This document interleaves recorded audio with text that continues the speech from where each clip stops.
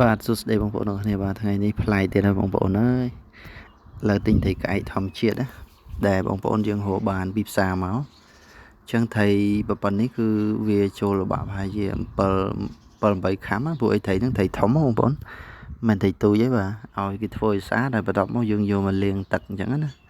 លាងទឹកហើយយើងប្រឡាក់គ្រឿងខ្លួនឯងនិយាយពីថាអូតម្រកបងប្អូនអើយប៉ះពីណាប៉ះខ្ញុំកំពូចុងភៅដៃឯកហើយបងប្អូនអើយ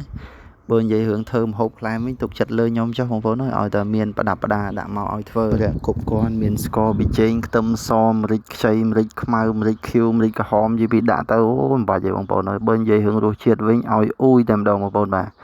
ជាមួយនឹងខ្ញុំធ្វើគឺមិនចេះថាំគ្រឿងទេបងប្អូនបាទដាក់ឯងគ្រឿងតចាស់ហ្មងហើយបើសិនជាបងប្អូនចូលចិត្តញ៉ាំហឹរញ៉ាំអីឲ្យតែប្រាប់ខ្ញុំច្បាស់លាស់ខ្ញុំសេរីមកពេញចិត្តជូនតែម្ដងបាទក្នុងការធ្វើម្ហូបគឺសំខាន់ណាស់បងប្អូនបាទយើងត្រូវតែចេះច្នៃមុខម្ហូបយើងធ្វើមុខម្ហូបណាដែលគេញ៉ាំបាន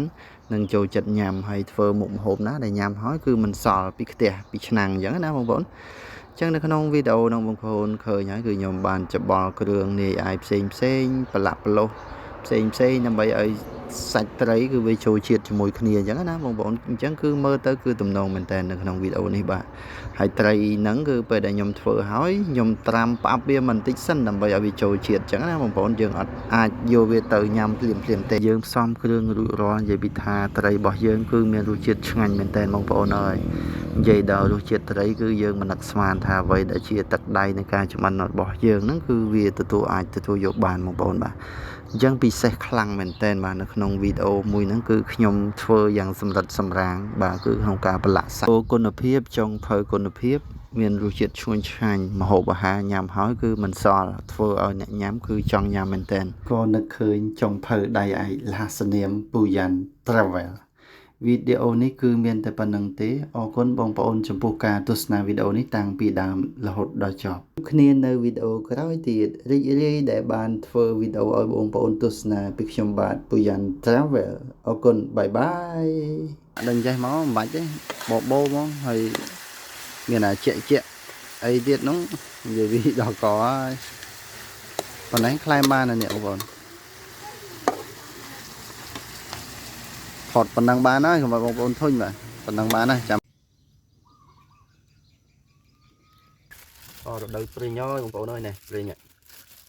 ទិញគេមួយថងនេះ2000ហ្នឹងព្រីងធម្មជាតិឆ្ងាញ់បងប្អូនណាគឺដេគ្រឿងយើងស្រាប់នេះ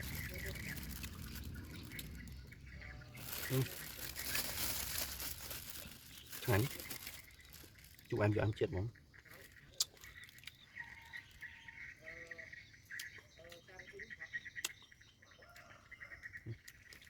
បងឃើញ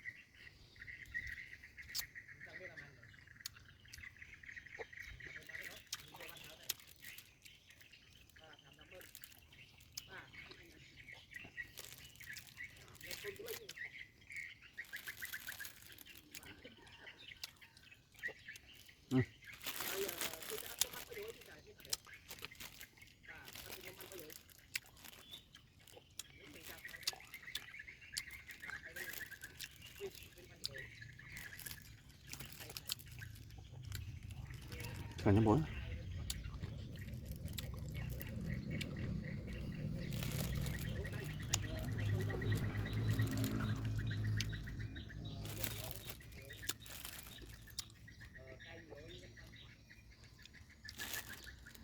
ងំទៅ